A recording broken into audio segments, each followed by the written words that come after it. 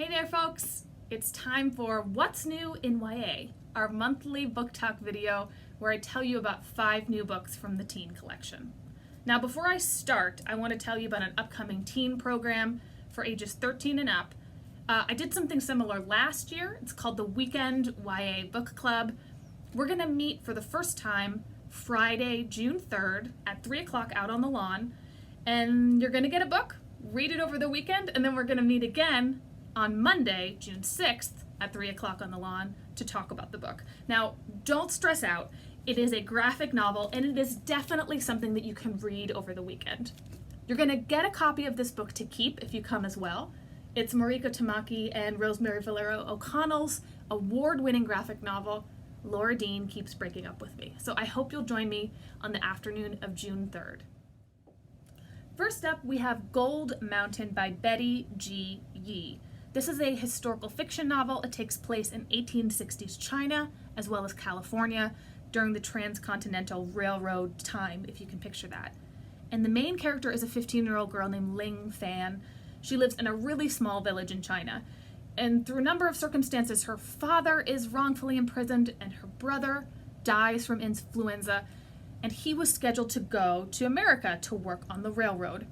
So Ling Fan, kind of like, if you can picture the Mulan story, disguises herself as a boy, pretends to be her brother, and travels to America. Little does she know the prejudice that she's going to face as a Chinese worker, the life of a laborer, and then on top of that, all of this kind of crazy railroad building stuff with explosions and avalanches and blizzards and just the crazy conditions out there in the Sierra Nevada as well. So if you want a really interesting historical fiction story, maybe an era that you don't hear much about and a point of view that's really important, and no romance for those of you who don't really want much romance in your books, I think Gold Mountain would be an excellent choice. Next up, we have Wolf Soldier, which is book 1 in the Light Raider Academy series by James R. Hannibal, who is a former fighter and stealth pilot and pastor's kid from Colorado. This would be considered Christian fantasy fiction. It's very allegorical, but it has kind of all that adventure and suspense and action that you would see in something like the Wing Feather Saga. This one is about a shepherd boy living in this kind of medieval-inspired fantasy universe named Connor. And in this universe, there were these warriors or knights called Light Raiders who disappeared decades before, who were defending the kingdom. And of course, because they're no longer there, there's great evil coming from the neighboring lands, the dragon lands. You can see there's a dragon there too. And so Connor and his friends actually strike out to either become Light Raiders or to find one of the last remaining Light Raiders who has a wolf warrior companion. That's where the wolf comes in. If you like action, adventure, quest stories, this is a great choice for you.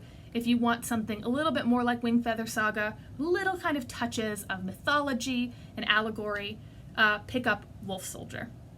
If you are looking for a cute rom-com for the summer, I would recommend Love from Scratch by Caitlin Hill. And like so many romantic comedies, it has to do with love and food, which is a great combination. This story is about Reese, who leaves the South for the summer and goes to Seattle, which is like the home base for this cooking channel that she's interested in, kind of like the Food Network, and she wants to be an intern there. It's kind of her dream. She's very driven, she's a perfectionist, and of course there's someone competing with her for her spot there, this boy named Benny, which is not exciting to her at all. And through a number of circumstances, the two of them end up having to do a segment where they're improvising together and the clip goes viral. And of course they have to compete against each other while realizing that they also kind of have a crush on each other. It's very sweet, not very steamy if that's what you're into, but if you want something with great supporting characters and like lovely, caring banter, and also really addresses some themes that might be interesting to women in the workplace, definitely check out the fun Love from Scratch. Our next book is an interesting one. This is Gone Dark by Amanda Panich.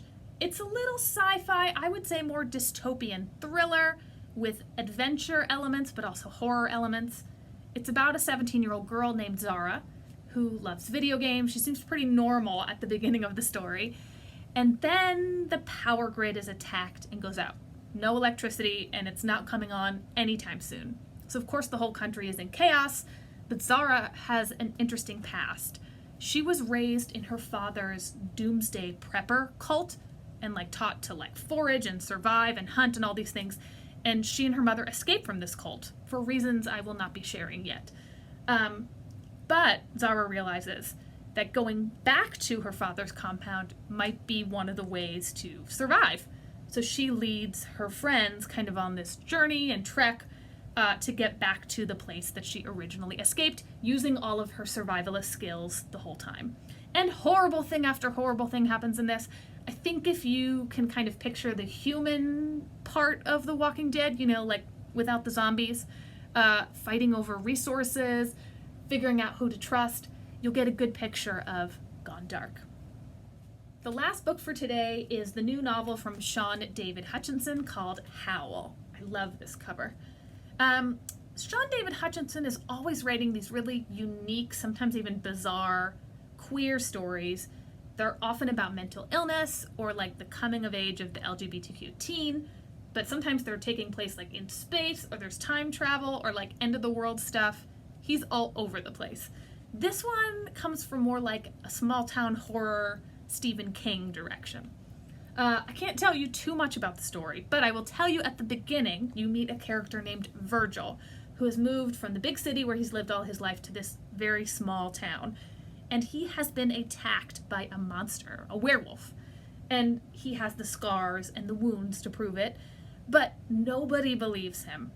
And he's actually bullied and harassed, and he realizes that there might be more to this story than he thinks. Are people hiding something? And of course he has traumatic stress after this incident that causes him to spiral and obsess in its own horrible way.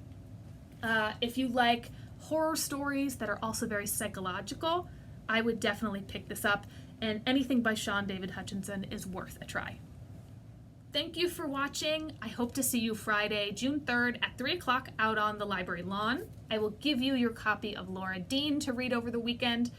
If you can make the Monday meeting, but you can't make the Friday meeting, you can email me and I will get you a copy of the book to read.